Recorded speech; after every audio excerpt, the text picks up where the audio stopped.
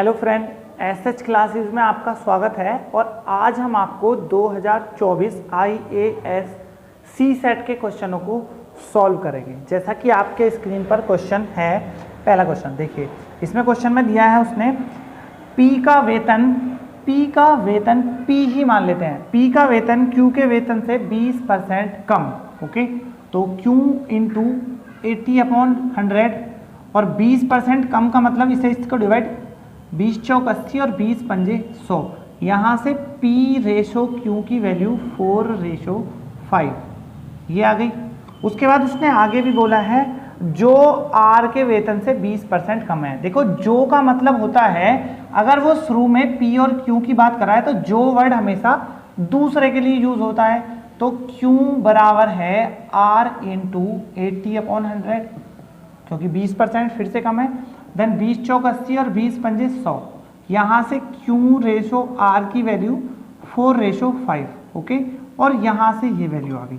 अब जरा यहाँ पर देखिए, यहाँ से Q का मान 5 है और यहाँ से Q का मान 4। आपको बस ये दोनों इक्वल करने हैं और इक्वल करने के लिए इसमें तो 4 की मल्टीप्लाई करिए और इसमें 5 की, और यहाँ से आपका रेशो निकलता है PQR। 4 चौक 16, 5 चौक 20 और 5 पच्चे 25। ओके, हमारा ये आपका आ जाएगा। कुछ क्वेश्चन ऐसे ही यहीं तक पूछ लिए जाते हैं, लेकिन इसने आगे जो बोला है वो देखिए। उसने बोला है R का वेतन P के वेतन से कितने % अधिक। मतलब R ऑलरेडी 25 है और P 16, तो आपको प्रतिशत वृद्धि, मतलब ये वैल्यू आपको पता होनी चाहिए। इंक्रीज वैल्यू बराबर होता है increase percentage, increase value upon base value into 100। देखो, बेस वैल्यू आपको चलना है इधर से इधर की तरफ क्योंकि वृद्धि हो रही है। अगर वो कम पूछता तो आप उधर से उधर आ सकते हैं। 16 तो नीचे आ गया और इसमें से इसको डिवाइड करा तो 9 और इंटू 100। 4 से डिवाइड करा, 4 चौक 16 और 4 से 25 बार, और इन दोनों की मल्टीप्लाई 25 निम्मा 225/4। अगर हम 4 से इसको डिवाइड कर देते हैं तो आपका आएगा 56.25%। ओके, 4 पंजे 20, 4 चिंग 24 और 56 आगे का डिवाइड नहीं भी करते तो भी आपका ऑप्शन एक ही दे रखा है 56.25। ओके, ये हमारा क्वेश्चन है जो परसेंटेज से लिया गया है और परसेंटेज और रेशो दोनों को मिक्स किया गया है। ठीक है, मैं समझता हूं ये आपकी समझ में आ गया होगा। चलते हैं हम नेक्स्ट क्वेश्चन देखिए जरा। नेक्स्ट क्वेश्चन में उसने क्या बोला है, जरा आप इसे देखिए। नेक्स्ट में बोला है एक संख्या को 4 से गुणा की जाती है। देखो, सबसे पहली कंडीशन संख्या की बात कर लेते हैं। संख्या हम x मान लेते हैं, इसमें 4 से मल्टीप्लाई कर दी तो 4x हो गया। लेकिन उसने बोला है एक संख्या को 4 से गुणा करने के बदले गलती से 4 से विभाजित कर दिया जाता है, मतलब x/4। एक संख्या ये बन गई और एक ये बन गई, और हमारे पास पहली वाली संख्या वो वही है। हमें ये करना था तो हमारी जो संख्या है वो राइट वाली ये है, ये गलती हो गई है। तो आगे क्या बोला है उसने, देखिए, इस गलती के कारण परिणाम में प्रतिशत अंतर कितना होगा। मतलब इन दोनों के बीच का डिफरेंस करना है पहले। तो आप जरा अंतर करिए। अंतर करने के लिए आप एलसीएम लेंगे तो एलसीएम 4 आ जाएगा, और 4 चौक 16 में से 1 गया तो 15x, ये है अंतर। अब आपको अंतर को परसेंटेज में बदलना है, मतलब इसका परसेंटेज बनाना है बस। तो 15x डिवाइडेड बाई 4 और इसी से डिवाइड कर देना है, देन इंटू 100। x से x खत्म और 4 से 25 टाइम्स, तो 15 इंटू 25/4। इन दोनों की मल्टीप्लाई कर देते हैं। तो मल्टीप्लाई करने के बाद आता है 15 पंजे 75, 7, 15 दूनी 30 और 7 37/4। अगर हम इससे इसको डिवाइड करते हैं, 4 नाम 36, 4 तिया 12.3 बचा, 4 सत्ते 28 और 4 पंजे 20, 93.75, जैसा कि ऑप्शन डी में दे भी रखा है। ओके, देखो क्वेश्चन बहुत आसान है। ये क्वेश्चन भी परसेंटेज और नंबर सिस्टम दोनों को मिक्स किया है। ओके, नेक्स्ट क्वेश्चन देखिए जरा। नेक्स्ट क्वेश्चन में उसने क्या बोला है। नेक्स्ट क्वेश्चन देखो, परसेंटेज से फिर एक क्वेश्चन। इस बार परसेंटेज से काफी क्वेश्चन आए। ओके, हमेशा नंबर सिस्टम से काफी आते हैं, लेकिन परसेंटेज से इस बार काफी हैं। ये बोलता है एक परीक्षा में 80% इंग्लिश में इंग्लिश में 80% पास, मतलब ये हिस्सा पास का है, पास मैं यहां पर ही लिख देता हूं पास। और उसके बाद बोला है 70% हिंदी में पास, हिंदी में 70% पास। उसके बाद उसने आगे दिया है 15% छात्र दोनों विषयों में अनुत्तीर्ण, मतलब दोनों में 15% फेल। तो जरा आप ये देखिए बस, अब उसने पूछा है केवल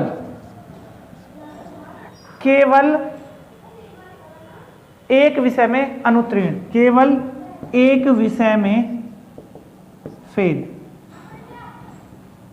ये पूछा है केवल एक विषय में फेल। देखो इंग्लिश में भी आपका लिखा हुआ है, आप समझ लीजिए उसको। करना क्या है, आपके ये तीनों सेम होने चाहिए, अगर तीनों में से कोई एक अलग है तो आप उसको कर लीजिए पहले। ये 15% फेल है तो दोनों में जो 15% की जगह 85% पास हो जाएंगे दोनों में। यहां तक बात क्लियर है। अब जरा आगे देखिए, आपको करना क्या है, कुल पास निकालते हैं। सबसे पहली कंडीशन, कुल पास निकालने के लिए आपको ये दोनों ऐड करने हैं, देन 80 + 70 और उसमें से जो दोनों में पास है उन्हें माइनस कर दीजिए। 8 × 7 = 15, 150 और 150 में से 85 माइनस किया, ये आता है 65%। ओके, देखो 5 से 5 गया, 14 में से 8 गया तो 6, तो फेल हुए 65 के बाद जो बचे 35 फेल है। ये है टोटल फेल, कुल फेल, और ये है दोनों में फेल। तो आपको दोनों में फेल ना निकाल के केवल एक में फेल निकालना है। तो बस आपको ये वाले 15 यहां से माइनस कर देने हैं, देन 20%, और ये वो हैं जो केवल एक में फेल है। एक का मतलब या तो वो इंग्लिश में फेल है या हिंदी में, मतलब जो इंग्लिश में फेल है वो हिंदी में पास है, और जो हिंदी में फेल है वो इंग्लिश में पास है। तो इसलिए 20% लोग ऐसे हैं जो एक में फेल हैं लेकिन दूसरे वाले में वो पास है। ओके, देन आंसर, ये बहुत पूछा जाता है, इंपॉर्टेंट क्वेश्चन है, पता नहीं कितने एग्जामों में ये पूछा भी जा चुका है। ठीक है, नेक्स्ट क्वेश्चन देखो, IAS में सिर्फ आपको यूनिट वगैरह याद करनी होंगी, उसके लिए भी एक क्वेश्चन लास्ट टाइम भी पूछा गया था और इस बार भी पूछा है।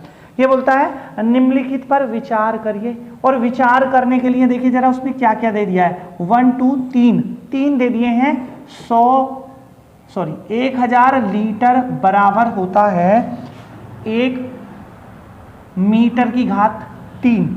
उसके बाद 1 मीट्रिक टन बराबर होता है 1000 kg। उसके बाद नेक्स्ट दिया है 1 हेक्टेयर, 1 हेक्टेयर बराबर होता है 10,000 वर्ग मीटर। ये तीनों सही है या गलत, देखो बस आपको ये याद करना था और कुछ नहीं। करते हैं फिर भी हम, क्योंकि अगर वो चेंज करता है तो आपको ये आना चाहिए। सबसे पहले पहले वाले को सॉल्व करते हैं। आपको पता होना चाहिए 1 लीटर बराबर होता है 10 की घात -1 मीटर। ये है इसकी ओरिजिनल यूनिट, ओरिजिनल यूनिट। लेकिन उसने 1000 लीटर बोला है, तो आपको करना क्या है, 1 लीटर को क्यूब में बदल दो, 10 की घात -1 इंटू 10 की घात -1 इंटू 10 की घात -1, और 3 मीटर आ गए। ये मीटर, इसका भी मीटर आ गया, इसका भी मीटर और इसका भी मीटर, और हम इन तीनों को कैलकुलेट कर दें तो 10 की घात -3 मीटर की घात 3, और ये बराबर होता है 1 लीटर के। उसने बोला है 1000, तो आपको दोनों साइड 1000 की मल्टीप्लाई कर देनी है बस। तो ये होता है 1 मीटर की घात 3, मतलब पहला वाला सही है।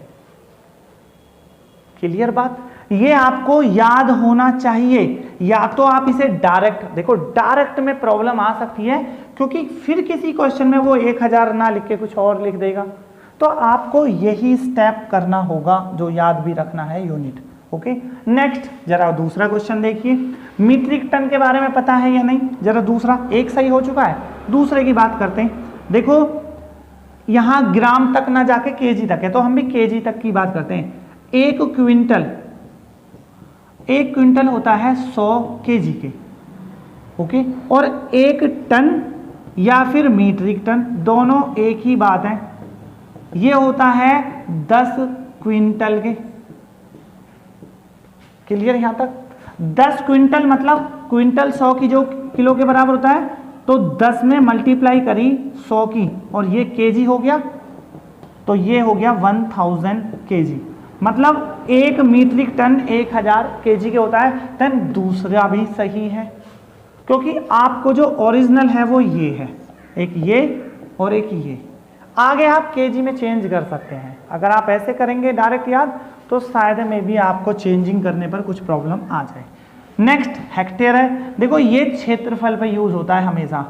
एक हेक्टेयर जो होता है वो एक यूनिट है 10⁻² मीटर के बराबर होता है, लेकिन उसने मीटर ना लिख के वर्ग मीटर लिखा है, तो आप भी 2 बार मल्टीप्लाई कर दीजिए। 10⁻² मीटर मल्टीप्लाई 10⁻² मीटर, तो ये हो गया 4 जीरो आ गई, और मीटर मीटर की मल्टीप्लाई करी तो मीटर की घात 2 हो गई। बहुत सिंपल है। ओरिजिनल यूनिट ये है, तो तीसरा भी सही है। मतलब 1 2 3 तीनों के तीनों सही हैं। IAS वाला सीधी सीधी यूनिट पूछ रहा है। ओके, आपको हमारी वीडियो कैसी लगी ये कमेंट में जरूर बताएं। चैनल को लाइक और सब्सक्राइब भी जरूर करें। Thank you.